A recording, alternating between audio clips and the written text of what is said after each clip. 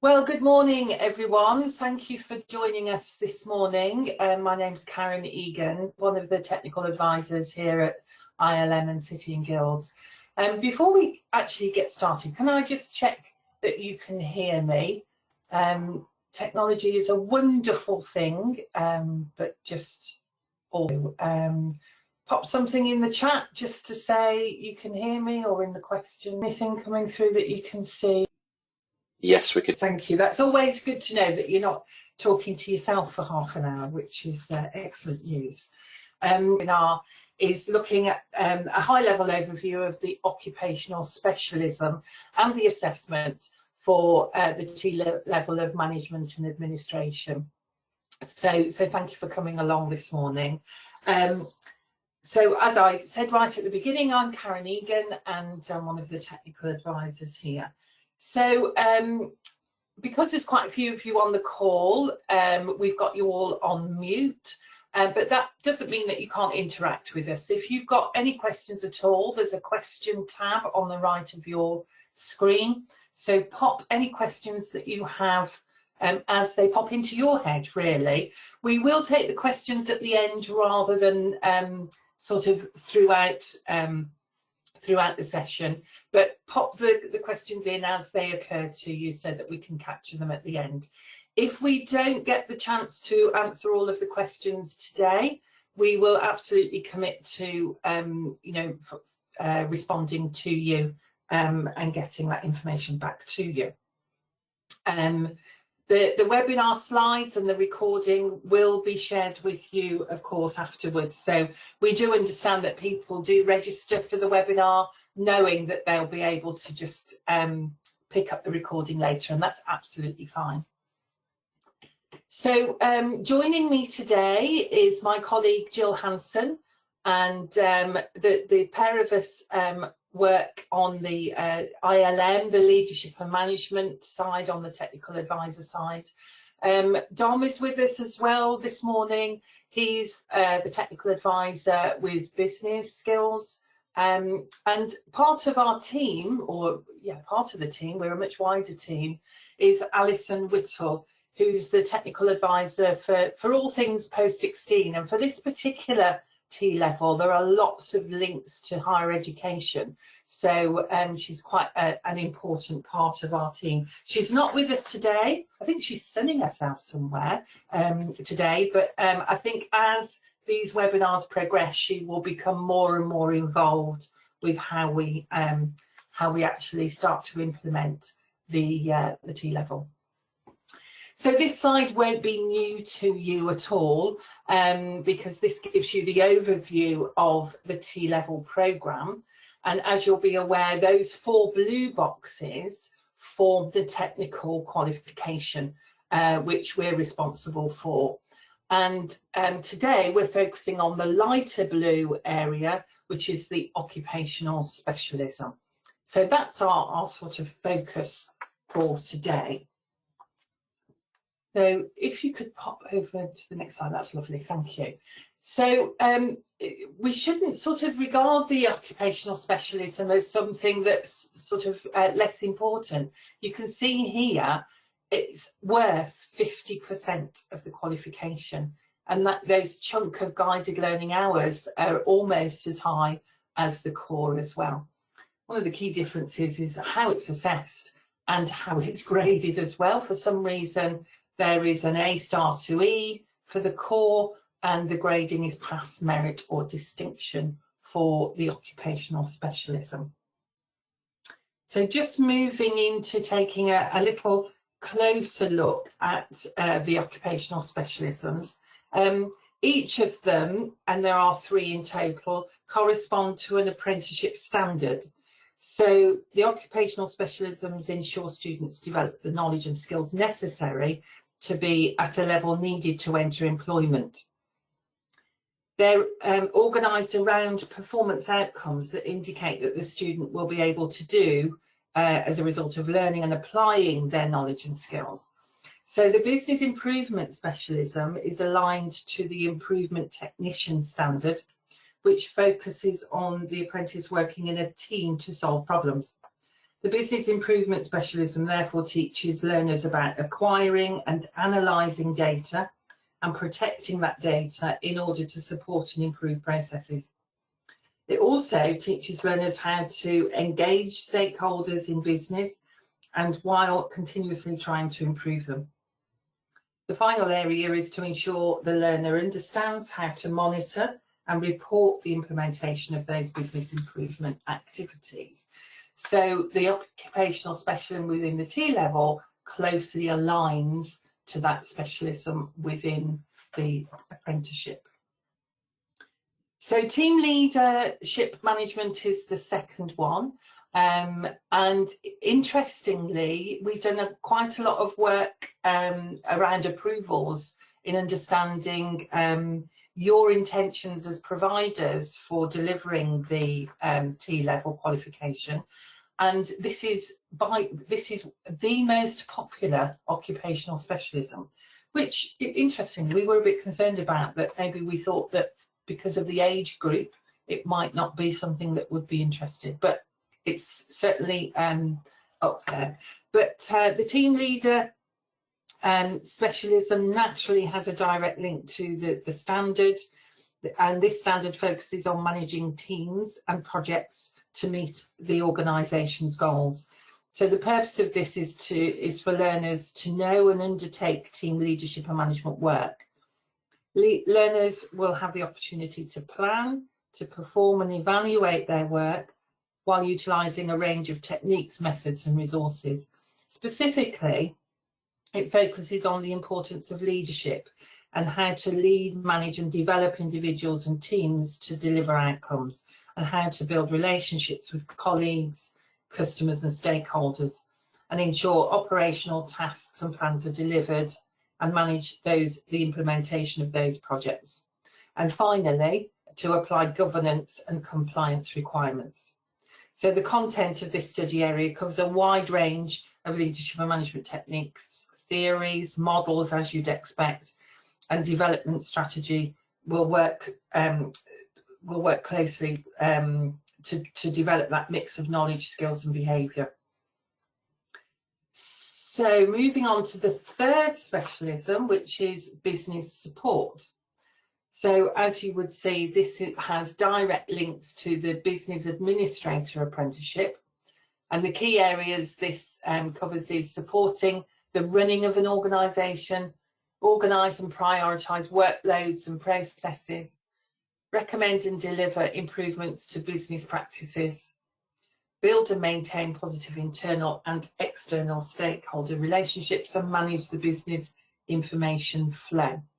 So there are the key areas that you would that they need to gain that knowledge in, and closely aligns again to the business administrator apprenticeship.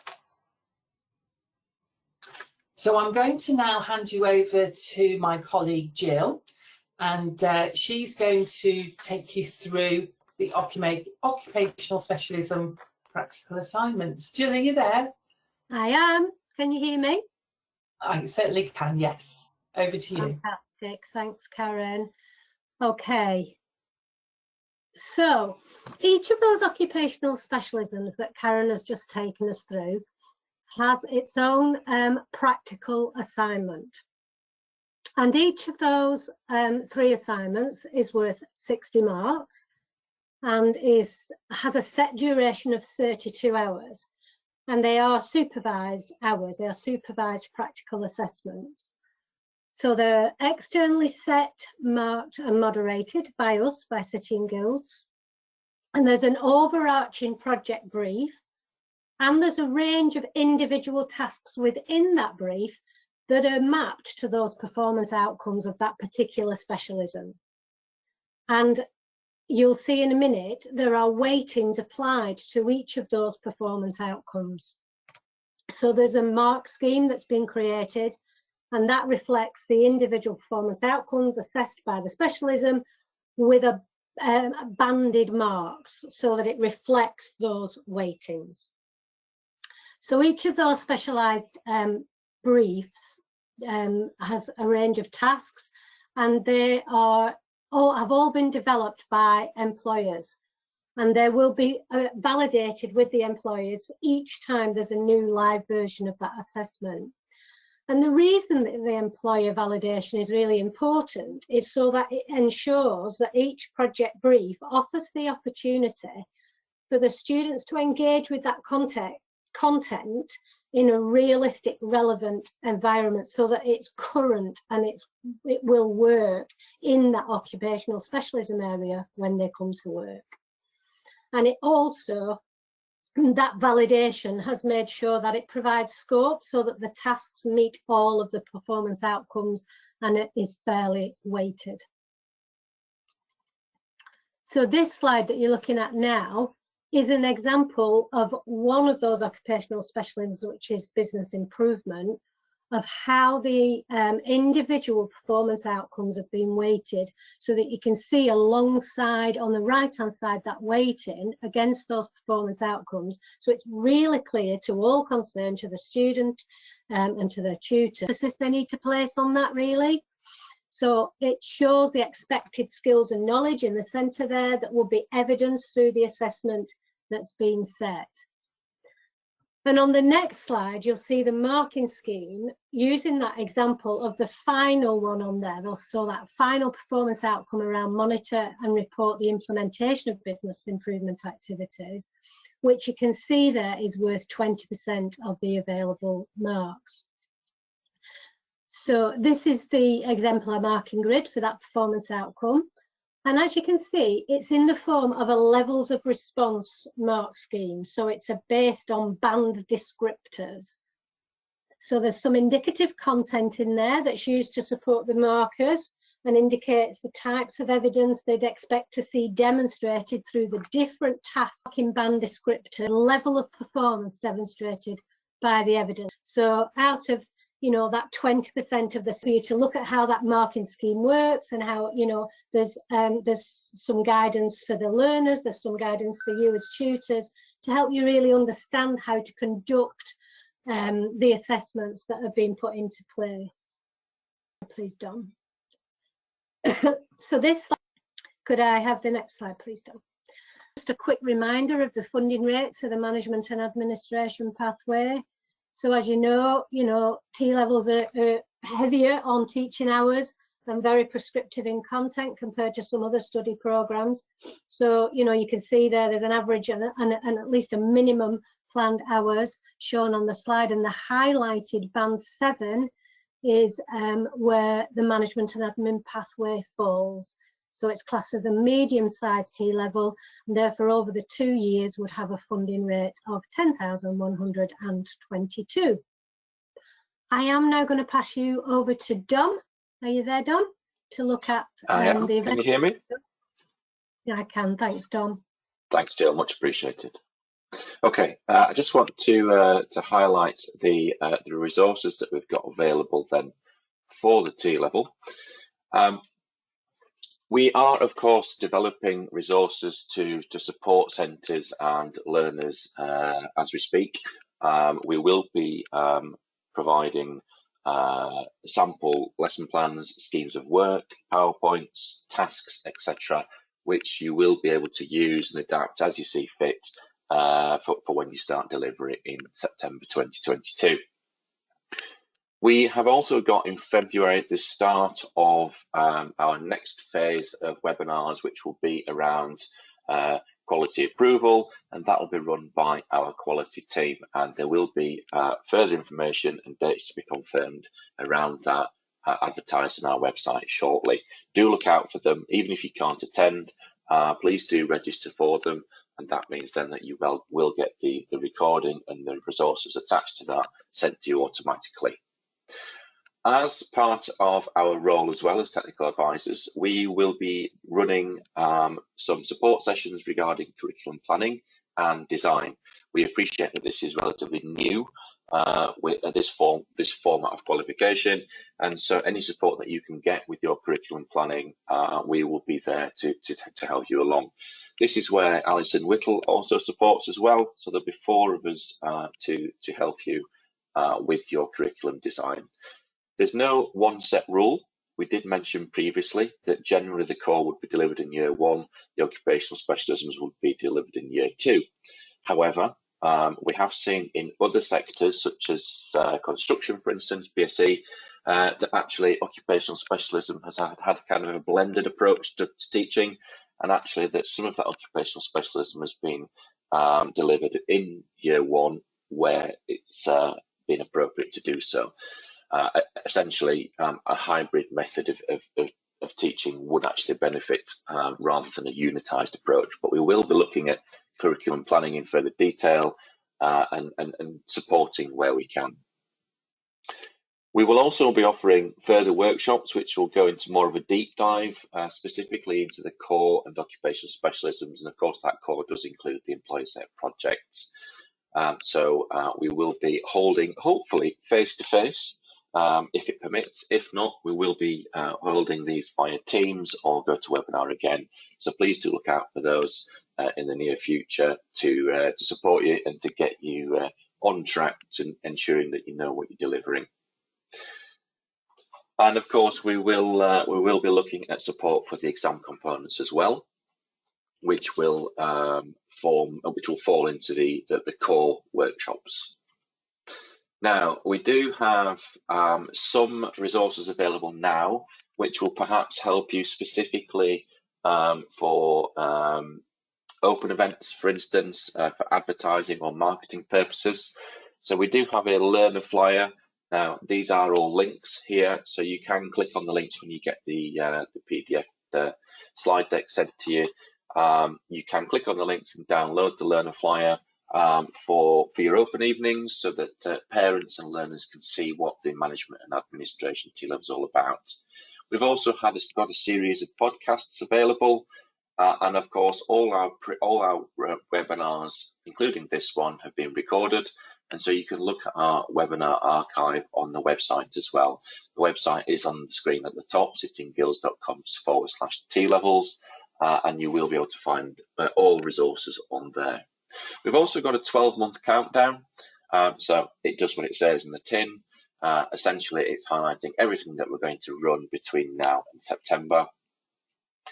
You will be pleased to know as well that the specification has now been officially signed off, and therefore it's no longer in draft content. It's now officially the finalised version, and again, that's also on our website. Alison's been working very hard to develop relationships with lots of higher education institutes, and has put together a higher education guide in a PDF format, so please feel free to look at that as well as obviously our events calendar. And like I said previously, hopefully coming soon, we will be able to host those face-to-face networks. They are invaluable. It does allow not only for you just to listen to myself and my colleagues, but also for you to share good practice and ideas between centres, which may pay off. And working together more collaboratively is obviously more beneficial. Now, finally, I'm pleased to announce that we have our website up and running for the Technical Qualification in Management and Administration. As you no doubt well aware, City and Guilds are very keen on POS numbers, and particularly this particular qualification is going to be known as 8715. There will be sub numbers attached to that, so you can see on the right hand side that the core will be known as 8715-30. And then obviously, depending on the occupational specialism that each centre chooses, it might be more than one, but it will be broken down to 31, 32, 33 accordingly.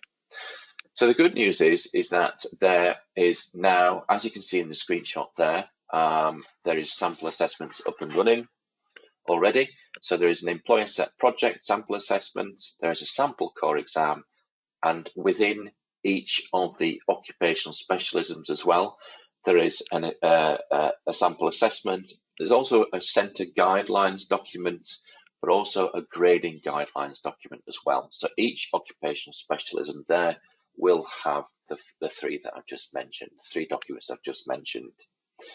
And of course, I mentioned that the specification has now been finalised, so it's no longer in draft format.